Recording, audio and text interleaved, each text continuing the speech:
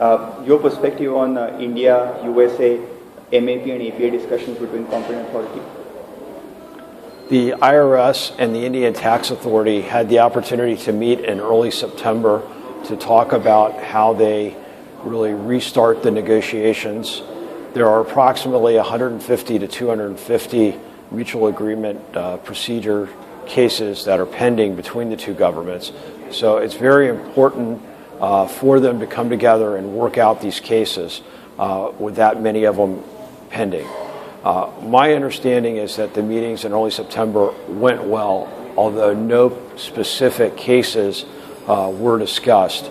And really, I think what has happened now with the government shutdown in the U.S. for the past couple weeks, that has maybe slowed down the process of the IRS coming back to India and actually trying to set up future meetings.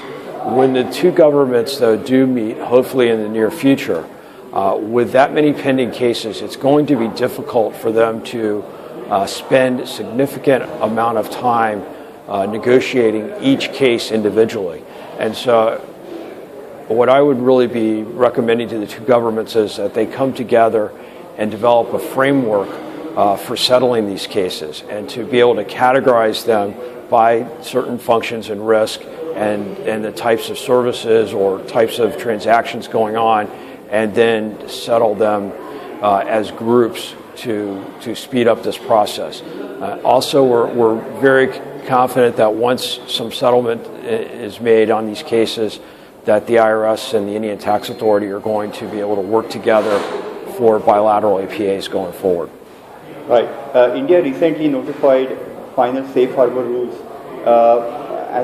From a US standpoint, are you happy, comfortable with these safe harbor that government has notified? The safe harbors, in terms of, I view them as, in one sense, favorable because these rules, along with the recent retraction of the circular related to profit splits, seems to indicate that the Indian Tax Authority is backing off a position of profit split and is really recognizing that one can have contract research and development or contract services that are being performed in India and not creating intellectual property. So that is a positive thing.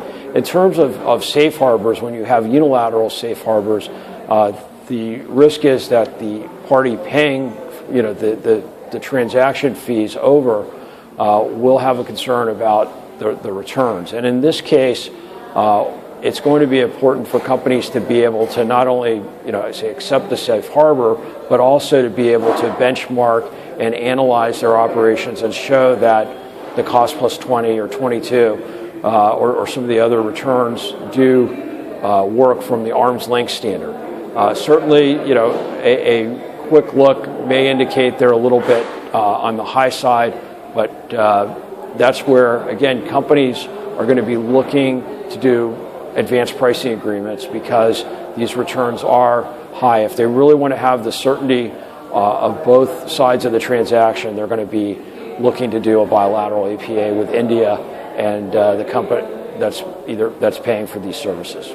Right. And last question, one of the BEPS action plan is to develop common documentation on transfer pricing. Do you think this will see light of the day? Will it be a reality? I think guidelines around the documentation would be helpful so that companies can develop it. I think there will be some concerns out there is where the tax authorities are asking for detailed financial information, by jurisdiction or by legal entity.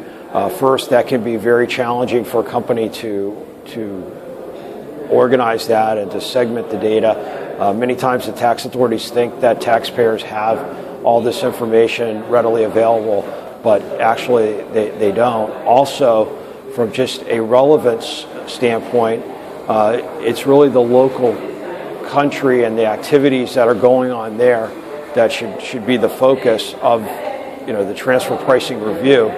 And so hopefully that's where the focus will be and not on trying to collect documents from all around the world that really aren't necessarily relevant to the transaction that's going on in that local country. Thank you so much.